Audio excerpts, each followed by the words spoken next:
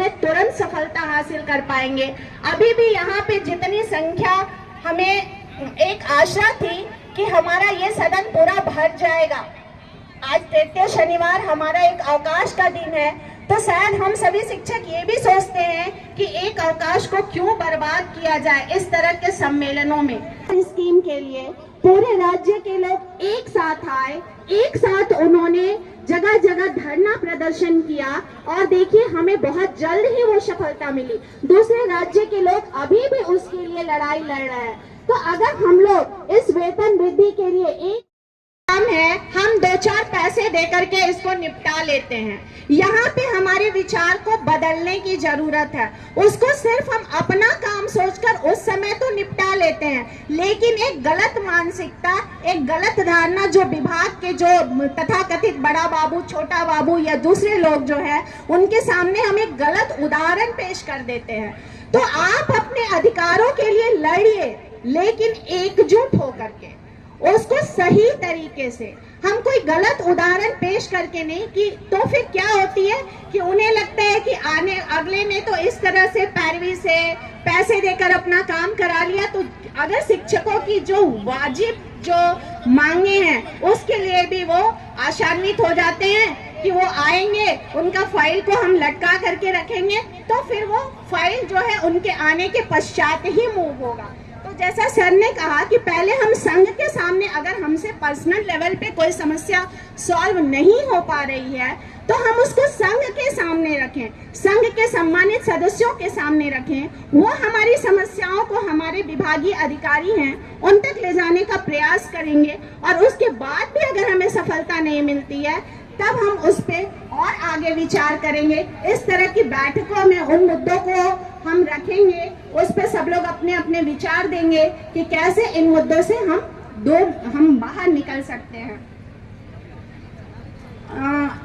और जैसे अभी भी सरकार बार बार चिट्ठी निकालती है कि हम जो शिक्षक वर्ग हैं इनको अन्य कामों से मुक्त रखा जाए, लेकिन ऐसा वास्तविक धरातल पे होता नहीं है। हमारे कई शिक्षक अभी भी बीएलओ के कार्य में, अन्य दूसरे कार्यों में हमेशा लगा दिए जाते हैं। तो हमारा जो 2024 का एक सार्थक प्रयास ये भी होगा कि फिर से हम इसके लिए एक लड़ाई लड़े कि हम शिक्षक को सिर्फ शैक्षणिक कार्यों के लिए, क्योंकि हम बहुत मुश्किल से अपने लेवल का एग्जाम पास करके एक पढ़ाने की उत्सुकता लेकर के, और कई बार ऐसा होता है कि सिर्फ और सिर्फ हम विभागीय फाइलों को, रजिस्टरों को, उनको निपटाने में लग जाते हैं। तो हमारा जो वास्तविक उद्देश्य है वो हम शायद पूरा करने में पूरा 100% नहीं दे पाते हैं। कभी नौका पार नहीं होती, लहरों से डरकर कभी नौका पार नहीं होती, कोशिश करने वालों की कभी हार नहीं होती। जब चींटी दाना लेकर चलती है, चढ़ती दीवारों पर 100 बार फिसलती है, मन का विश्वास रगों में साहस भरता है, चढ़कर गिरना, गिरकर चढ़ना का अखरता है। आखिर उसकी मेहनत कभी बेकार नहीं होती, हम कोशिश करने वालों की कभी हार नहीं होती। डुबकियां सिंधु में गोताखोर लगाता है, कहते हैं डुबकियां सिंधु में गोताखोर लगाता है, जा जाकर खाली हाथ लौट कर आता है। मिलते नहीं सहज मोती गहरे पानी में, मिलते नहीं सहज मोती गहरे पानी में, मुट्ठी उसकी खाली हर बार नहीं होती, मुट्ठी उसकी खाली हर बार नहीं होती, कोशिश करने वालों की कभी हार नहीं होती। तो हम भी इसी आगाज के साथ कि इस कोशिश को हम जारी रखेंगे और हमारी हार कभी नहीं हो पाएगी। धन्यवाद, जोहार। को क्यों खींचा जाता है? आंसर होगा कि घोड़े इधर उधर भाग जाएंगे, घोड़े राह भटक जाएंगे, लेकिन वास्तविकता यही है कि घोड़े चढ़ने लगेंगे। ठीक यही इंप्लीमेंट होता है जिस भी विभाग में हम काम कर रहे हों। अगर संगठन मजबूत हो तो आला अधिकारी की लगाम इस रूप में खींची जाती है, वो सही रूप से सही कार्य सही समय पे करे, ना कि वो चढ़ने लगे। पूरा भ्रष्टाचार का आलम है।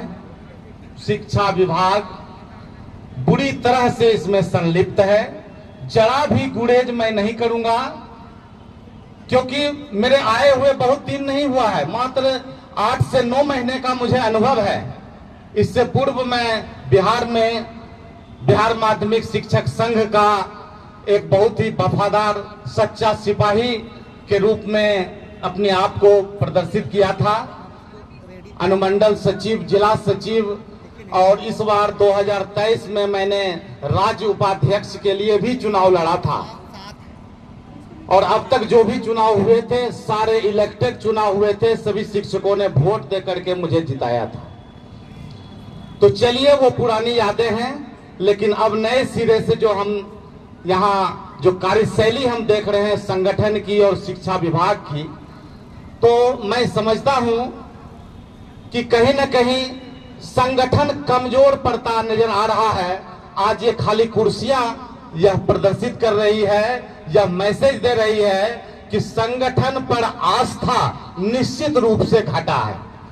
इसके पीछे क्या कारण हो सकता है, यह मंथन का विषय है।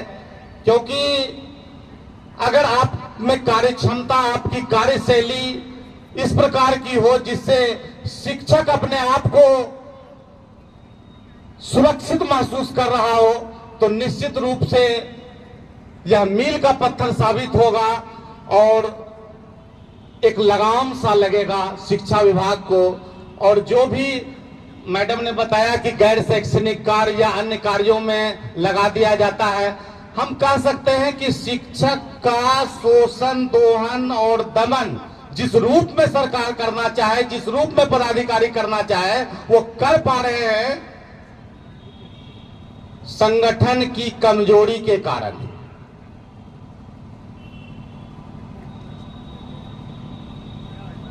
गालिब का एक पंक्ति है, एक गलती हमेशा दोहराता रहा गालिब कि धूल थी चेहरे पर और आईना साफ करता रहा। संगठन जिस रूप में ईमानदार हो जाए, संगठन में शिक्षकों की जो आस्था है वह निश्चित रूप से इस प्रकार की हो जाएगी कि हम अपनी समस्या का निदान संगठन के माध्यम से करवाने का प्रयास करेंगे, ना कि अकेले किरानी और चपरासी के आगे पीछे उसे चढ़ावा देकर कराने के लिए तत्पर रहेंगे। जरूरत है संगठित होने की। हम शिक्षित तो हैं, संगठित नहीं हैं, और संगठित नहीं रहेंगे तो शोषण के खिलाफ कभी भी अपनी आवाज को बुलंद नहीं कर पाएंगे।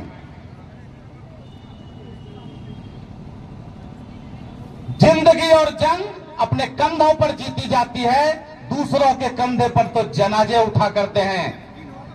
लोग बहुत मिलेंगे मार्ग भटकाने के लिए, लेकिन संकल्प ही एक काफी होगा मंजिल को पाने के लिए।